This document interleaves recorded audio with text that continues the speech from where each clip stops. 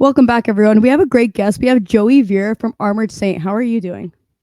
I'm doing very well. How are you? Good to be here. Doing great. Well, let's get into Good. this. You guys are about to embark on a tour with Queensryche. How do you guys prepare for a tour that's basically going to go on for 2 months? Um, yeah, it's quite a long tour. Yeah. Um, we're rehearsing, and there's a lot of homework to do. Mostly we do the homework at home. Everybody gets a set list and all the songs that we're going to play, and then we're actually starting to get together this Friday.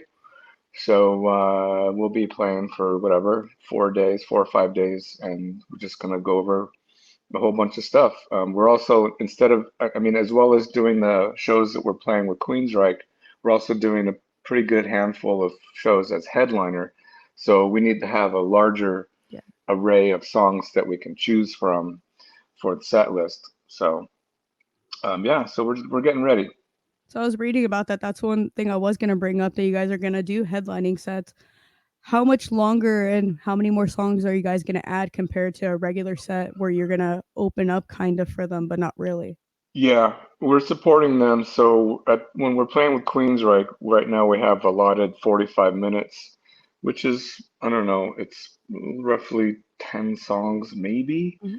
maybe a little less. But when we play headline, we can play as long as we want, but we won't play any longer than probably an hour 15, hour 20 maybe. So at that point, we could put away a good 15 songs or so, 17 songs, depending on the night. Um, so yeah, so we have more room to play with the headline shows for sure. Definitely. And you guys said you guys are going to do some deep cuts. How deep are you guys going to go into your guys' catalog? Well, we try to pull some stuff out that we either haven't played in a long time or there's nothing that we haven't actually played at least once in our life. Um, so most of it's going to be stuff we haven't played in a long time. And some songs also from our last record, Punch in the Sky, which came out in 2020. We haven't had a chance to really pull a lot of songs from that record just because we haven't really toured that much since 20. So we're pulling a few songs from Punch in the Sky as well. And talking about the last record you guys did, is there any songs you're looking forward to playing that you haven't played yet?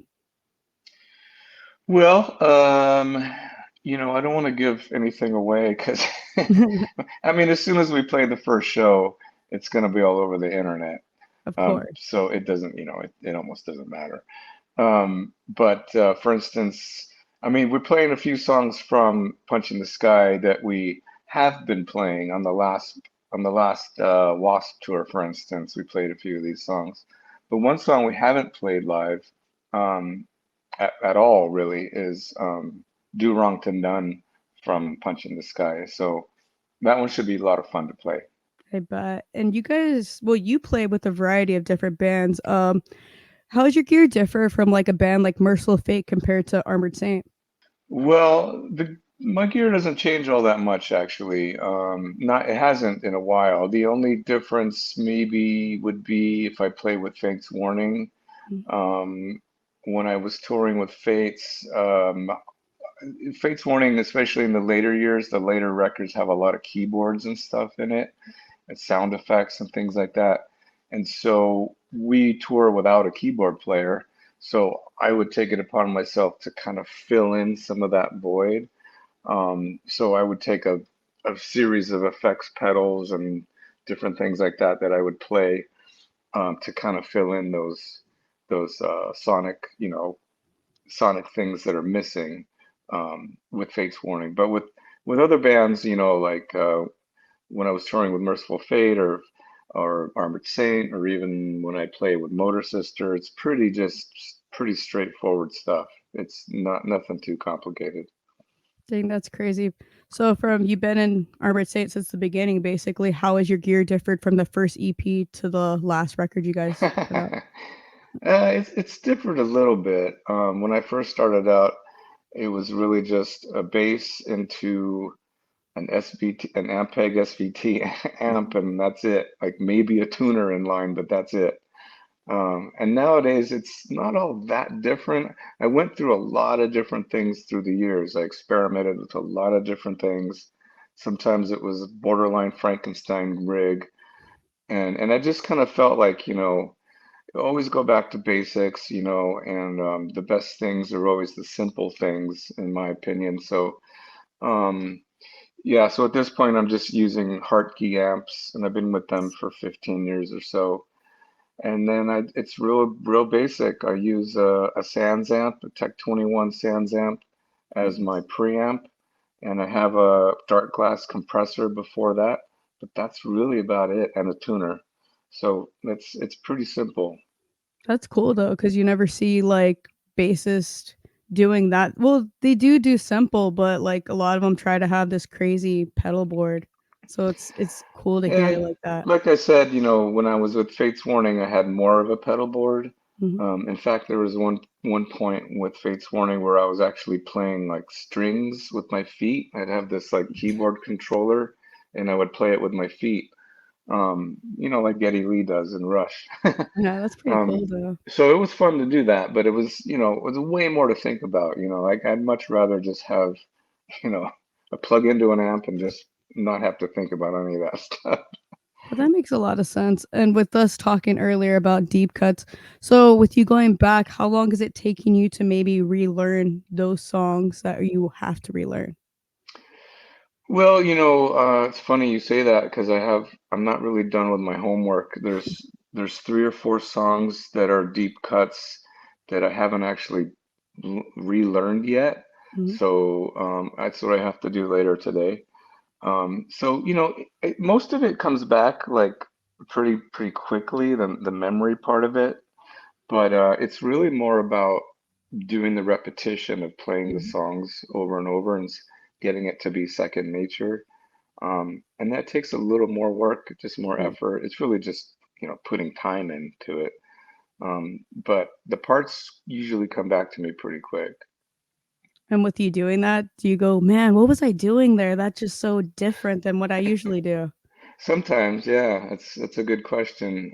Because some of these songs, for instance, we're doing a song from Raising Fear, which came out in 1987. And that was a long time ago, and I played a lot differently than I do now.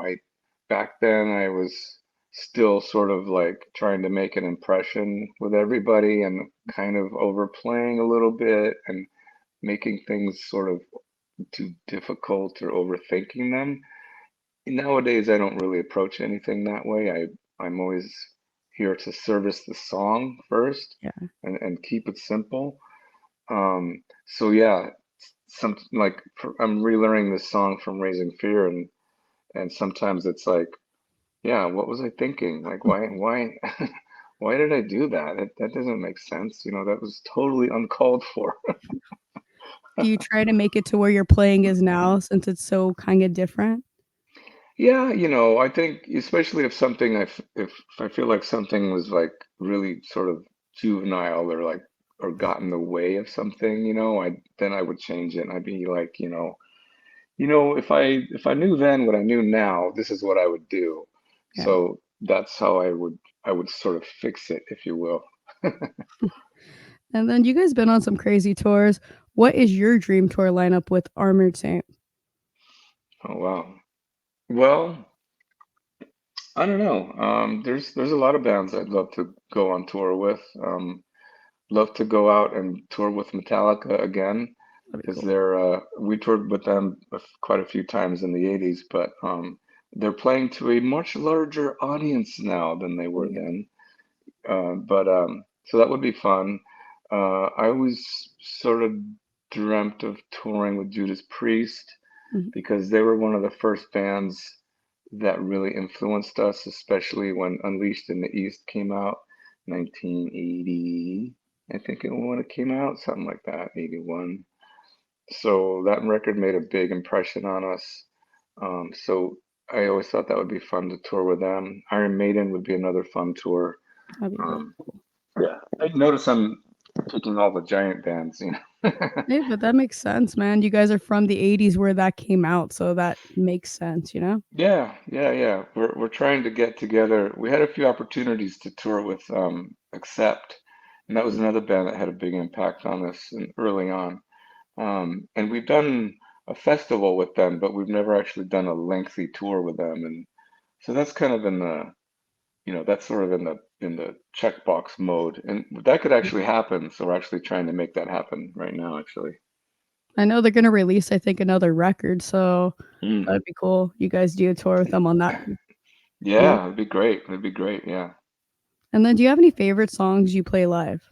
Well, at the moment, I'm loving the new songs because they're the freshest ones Mhm, for me personally. Um, and I'm really proud of the record, Punching the Sky. So we've been playing Standing on the Shoulders of Giants, and mhm, it's the opening track for the record. And it's one of my favorite songs just as a listener, but it's also a really fun song to play. It goes over really well, and it's got a lot of impact. It's sort of like this epic song, and I don't yeah. know, it's one of my favorites. And you've been around in this band since day one, basically. Is there any songs you play nowadays that take you back to the 80s, 90s, where you're like, man, it just gives you that same feeling? Well, there's a certain nostalgia that comes with playing almost all of our old songs Yeah. because, they're sort of a timestamp as to when they were written and when they came out. Mhm, So, yeah, anytime we play, for instance, March of the Saint, for instance, mhm, and the crowd sings along, like we just played on the Monsters of Rock cruise last week before last, sorry, and we played. We had a great gig, and a lot of people came to see us. It was really cool. When we played March of the Saint, the whole crowd was singing along. that's And cool. to be honest with you, sometimes I get really bored with playing that song because I've been playing that song for 42 years. Mhm, It's that's a long time. I'm fairly sick of it, but when you play it in a situation like that and the crowd singing along and the impact of the love between the band members on stage and the audience is mhm, pretty awesome. Um, yeah, it kind of makes the hair stand up on your arms and I it bet. kind of takes you back to 1984. Dang, that's crazy. And then, like you said, there's you guys have played every song in your guys' catalog. Is there one you wish you guys played more? That's a good question. Um, I don't know. There's a lot of songs. I mean, for me, I wish we could play like almost. I wish we could play like nothing but a bunch of new songs. Yeah, And it's really like what I just said. Like we've been playing uh, so many of these songs for 40 years. And you know, I mean, look, I appreciate the songs and like I just explained to you, the love and energy that mhm, happens when you play them is undeniable, and that makes me not be bored of them and not hate them. yeah, So I'll never get sick of it because of that experience. But to answer your question, I would love to play a whole bunch of new songs. So mhm, there's some songs on the new record I would love to play, like Lone Wolf is one of my favorite songs on the record, and I would love to play that live. The song Bubble is another one that's great, and I would love to play that live. So there's a bunch of new songs that sometimes will never see the light of day. yeah. And we have a lot of songs in our catalog now, so it's getting really hard to pick and choose what we should play to try to make the audience happy, but also make us happy. I agree. And then do you have any tour rituals you do? Well, I do, but they're nothing too crazy. Excuse me, or they're sort of mundane maybe to the average person, and mostly they're sort of physical things. Yeah. Um, about an hour before showtime, I begin changing clothes because I Mhm, don't wear this. I don't wear street clothes. I of I course. have another set of clothes that look just like street clothes, but I wear those on stage. That makes So sense. I'll change into another set of street clothes. But then at that point, as I'm changing, I start warming up. I Mhm. do hand and finger exercises, which are various types of stretches to keep my carpal tunnel open on both my wrists, and I want to loosen up the muscles in my forearms and my fingers and my shoulders. So I slowly start doing warming up that way, doing some stretches and stuff. It's kind of like hand and arm yoga. So I do that, and then I'll start doing a little bit of light cardio. This is leading up to stage time. So by the time I'm going on the stage, I've stretched, my heart rate's rised. I've risen my heart rate a little bit. Um, Sometimes I drink it's like a multivitamin drink. It Mhm. dissolves in water, Nice. and sometimes I'll drink those before I go on. Um, and that's about it as far as the ritual goes, and then yeah, it's that's really about it. Well, that's simple but cool. Do you have any rider requests? Nothing, Nothing nothing, crazy? No nothing brown crazy. M&Ms to fill a Nah, no brandy bar? brand, nah, none of that stuff. The thing with writers is, for me anyway, look, don't get me wrong. I'm always impressed by a really nice writer, but half the time, so much of that stuff gets thrown in the trash, True. and it's such a waste to me to see things that are just either good food or you know, drinks and stuff, and it just doesn't get used and it gets thrown out because the venue can't reuse it. Yeah. Once it's go in the dressing room, it's tainted. So I try not. We try to keep our rider fairly light, and we tend to just do shopping ourselves during the day. Like if we have something particular we want, like whatever. I'm a big Greek yogurt guy, so I'll get Greek yogurt and blueberries, like it's not Something very simple. metal, but that's it ain't brown M&Ms. It's just Greek Um, yogurt and blueberries. um, for someone that's toured for quite a while, what do you learn from the bands you tour with? Well, lots of stuff. It's interesting to see how the bands function as a unit. You sometimes when you're in a group, it's a relationship, and you have that same relationship with those five people, and Yeah. it can become very insular. And sometimes it's good to see how other units work and other relationships work. And Mhm. so, I've been fortunate enough to be in other bands. So not only through touring, but just through being in other bands in several different situations, whether it's on tour, making records, or rehearsals, or whatever. So I've got to see under the veil Yeah. with how other groups work in a private way. So I personally have learned a lot from those experiences as well. But so I would say that learning how other groups function helps you function in your own band. Mhm. And what do you find like the hardest like challenges of touring? Being away from home for lengths of time is probably the hardest thing for me personally. I do love traveling. I Mhm. really do. I love traveling. I love seeing the world. I love knowing that there's a world outside of my neighborhood. Um, I love other cultures and other traditions. I embrace all that stuff, and I really love immersing myself in all that stuff. So any chance I get to travel, I look forward to it, and I eat it up. But the hardest thing with that is being away from home. I Mhm. have a family and a wife and pets, and so that's the hardest thing is being away from the family unit for a long time, for sure, without a doubt. That makes sense. And is there any advice you would give your younger self? Don't quit your day job. Mhm. Um, sock away $50 a month in your bank in any kind of a bank account.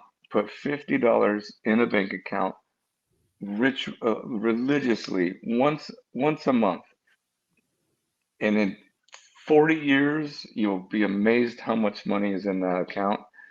Yeah. And yeah, those are some things I would advise myself to do. Mhm.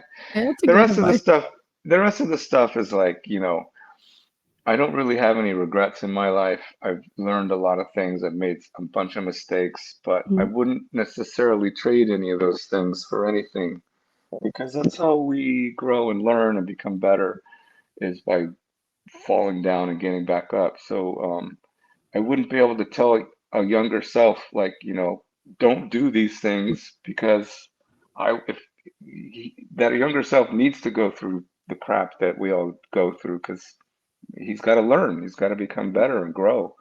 So it would be more practical stuff, like I Mhm. said, That makes sense though. like $50 in the bank and don't quit your day job and invest in Starbucks or Microsoft or Apple, It you makes a know. lot of sense. And then for someone listening to your catalog for the first time, what 3 songs would you suggest them to check out? Well, that's pretty hard too because our catalog's pretty vast, but I'll go with we'll try to cover all the bases. I'll do March of the Saint. Mhm. That's a good That is a good introduction. one. And then I would say Standing on the Shoulders of Giants. And then let's go with um, Rain of Fire. Nice, that's a good list. And then you've accomplished a lot within your career already. Do you have anything left on your bucket list you'd love to accomplish? Me personally. Yes. Well, I still really enjoy writing music, and I would like to do some more of that is Mhm. more kind of in line with just me, for lack of a better description, solo material. Mhm. But you know, um, it could be any. I mean, I have a few projects in mind that I Mhm. want to do, but they're not focused yet or anything, so I haven't actually pursued that. So more music from me, not necessarily through Armored Saint, but Yeah, just for me personally, solo music. And I also have been toying with the idea of writing a cookbook. that'd be Um, cool. um, I I fancy myself a DIY home cook. I'm not a chef or anything. I'm not trained or anything, Mhm. but I do love cooking. And I my idea is to have it be sort of this cookbook slash memoir. Nice. So it would be a mix of a bunch of different things. And I started it a few years ago, but it just put it on the back burner. There never seems to be enough time. Makes sense. I mean, you tour so often, so that makes sense. And then where can everyone keep up with you? Well, the best place is to go to armoredsaint.com. Everything like info-wise is there, and there's kind of a gateway to us individually as well. Mhm. So armoredsaint.com is pretty much the one-stop shop. Everything is there. There's links to our catalog. There's links to videos. There's also links to stay in touch with us through social media. You can sign up to get feeds from Instagram and Facebook and Twitter if they're so yeah, it's all there, armoredsaint.com. Perfect. And I'd love to thank you for being on my show. Thank you for having me very much. It was a good one, good questions, and Thank it's you. my pleasure to be here anytime. Thank you. Well, I'm going to end the show. See you guys next interview.